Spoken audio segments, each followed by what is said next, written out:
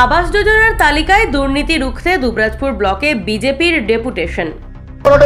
দলে দলে যোগ দিন, এই দাবিতে বিজেপির দলে দলে দলে যোগ দিন। যখন তৃণমূল করে কার্যক্রম করে তখন আমরা চাকরি করেন, আর এখানে আমরা বোঝাবেন।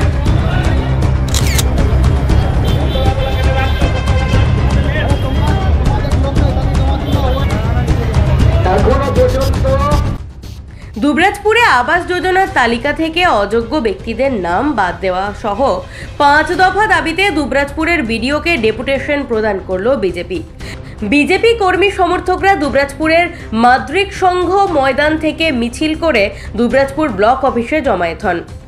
ব্লক অফিসের সামনে বেশ কিছুক্ষণ বক্তব্য রাখার পর দুবরাজপুরের বিডিওকে ডেপুটেশন দেন তারা।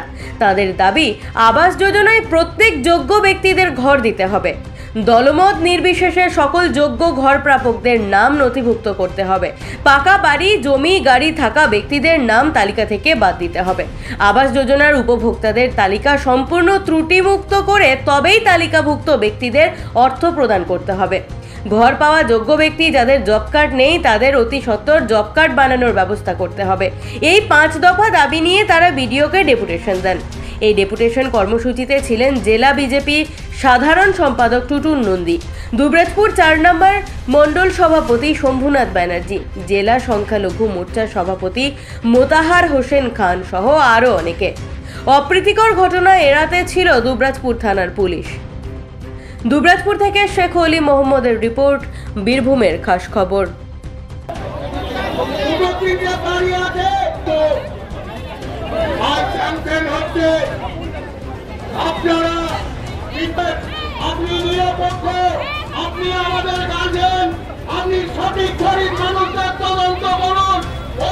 আপনারা জানেন যে আবাস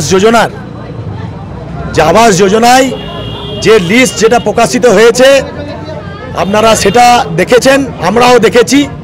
যে সমস্ত ব্যক্তিরা বাড়ি পাওয়ার যোগ্য নয়, যাদের 3টে-4টে করে বাড়ি আছে, গাড়ি আছে, বাড়ির দুয়ারে জেসিবি দাঁড়িয়ে থাকে, 3টে-4টা গাড়ি দাঁড়িয়ে থাকে, সেই সমস্ত ব্যক্তিদের নাম এই আবাস যোজনায় উপভোক্তা হিসেবে তাদের নাম কিন্তু এসছে, অর্থাৎ তারা এলিজিবল হয়েছে।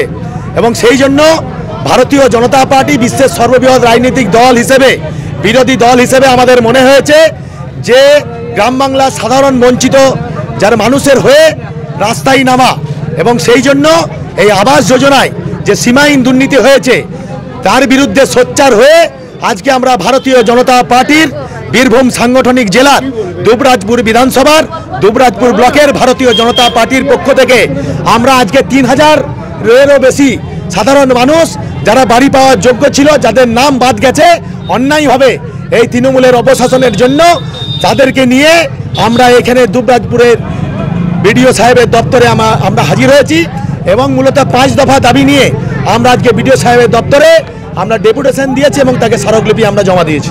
বিডিও সাহেব যেটা বললেন, উনি কিছু কিছু ক্ষেত্রে কংক্রিট বিষয় উপস্থাপনা করার জন্য আমাদেরকে বললেন।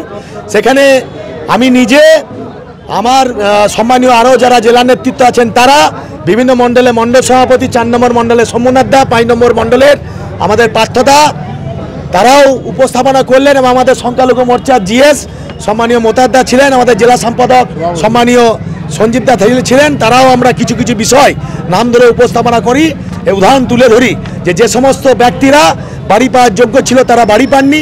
আবার কিছু কিছু ক্ষেত্রে আমরা দেখেছি, আমরা বিডিও সাহেবের দপ্তরে লিখিত অভিযোগ দেওয়া সত্ত্বেও তাদের নাম কিন্তু এই আবাস যোজনায় এসছে, সেগুলো উপস্থাপনা করি এবং সেগুলো সম্বন্ধে আমরা ওনাকে তুলে ধরি যে কী কারণে এই আবাস যোজনায় তাদের নাম এলো এবং বঞ্চিত সাধারণ মানুষ, খেটে খাওয়া মানুষ, তাদের নাম কী কারণে বাদ গেল, এইগুলো উনি যাতে নজর দেন এবং যে লিস্ট যতক্ষণ ত্রুটিমুক্ত না হয় ততক্ষণ যেন এই আবাস যোজনার যে টাকা, বরাদ্দ টাকা যাতে না ছাড়েন, এই আগ্রহ আমরা তাকে জানালাম। দেখুন, ওনাকে আমরা আজকে পরিষ্কার বলেছি যে আজকে 3000 সাধারণ মানুষ, এবং আপনারা দেখছেন যে এখনও আমরা যখন বেরিয়ে এলাম তখনও 200-300 মানুষ তাদের আবেদন নিয়ে আমাদের হাতে তুলে দিচ্ছেন। প্রায় 3500 মতন মানুষ আজকে আমাদের সঙ্গে উপস্থিত ছিলেন, যারা এখানে এসেছিলেন বিডিও সাহেবের দপ্তরে তাদের বঞ্চনার প্রতিবাদ জানাতে। আমরা বিডিও সাহেবকে বললাম যে আজকে যদি 4টা অবধি থাকি তাহলে দেখবেন 5000-6000 মানুষ এসে আবেদন জানাচ্ছে। তাই বললাম যে দেখুন আপনি নিজে এই সরকারি চেয়ারে বসে আপনি পক্ষপাত দুষ্ট আচরণ করবেন না, সাধারণ খেটে খাওয়া মানুষরা যাতে বাড়ি পায় সেই জন্য নিরপেক্ষ তদন্ত করুন। আজকে ভারতীয় জনতা পার্টি থেকে একটা ডেপুটেশন এখানে সাবমিশন হয়েছে। মূল বক্তব্য আবাস যোজনার যে বাড়িগুলো এখন কাজ চলছে সেইগুলো নিয়ে ওনাদের যা বক্তব্য 5 দফা দাবি ছিল সেটা ওনারা এখানে সাবমিট করে গেছেন। ওনাদের বক্তব্য অনুযায়ী যা যা পয়েন্টসগুলো ছিল সেগুলোকে নিয়ে আমরা কথা বলেছি। আমরা এটা আশ্বস্ত করেছি বা প্রায় 1 মাস ধরে আমরা যে একটা কাজ করছি যাতে করে লিস্টে থাকা নামে যে সমস্ত ব্যক্তির নাম আছে যারা যোগ্য প্রাপক হওয়া উপযুক্ত তাদের যেন কোনোভাবে বাদ না চলে যায়, একই রকমভাবে যারা অযোগ্য আছেন তাদেরকে যেন আমরা বাদ দিতে পারি। এই কাজটা আমরা খুব যথেষ্ট দক্ষতার সাথে করছি এবং এটাও সরকারি নির্দেশ অনুযায়ী কারো যদি কোনো অভিযোগ থাকে সেটা ওনারা জানাতে পারেন, তার জন্য আমাদের অভিযোগ বাক্সও খোলা আছে।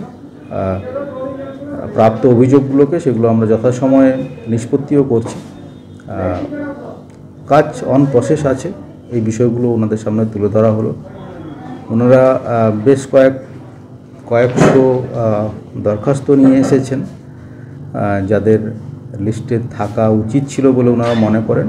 সেই দরখাস্তগুলো ওনারা আজকে জমা দিয়ে গেলেন এবং ওনারা এটাও আবেদন রেখে গেলেন যাতে করে কোনো দুর্নীতি না হয়। আমরাও সেই হিসেবে ওনাদেরকে আশ্বস্ত করলাম যে আমাদের সীমা অনুযায়ী, আমাদের বল অনুযায়ী, আমাদের দক্ষতা অনুযায়ী আমরা সর্বদাই চেষ্টা করছি নির্ভুল একটা তালিকা তৈরি করা।